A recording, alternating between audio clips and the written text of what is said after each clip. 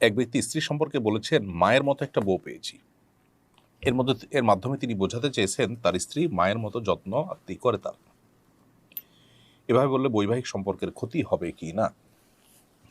এভাবে বললে অবশ্য শরিয়া যেটাকে জেহার বলেছে, অর্থাৎ স্ত্রীকে যদি মা কিংবা কোনো মাহরামের সাথে তুলনা করা হয়, তুমি আমার মায়ের মতো, আমার মা যেরকম হারাম তুমি এরকম হারাম, এই টাইপের কথাবার্তা বললে সেটাকে জেহার বলা হয়।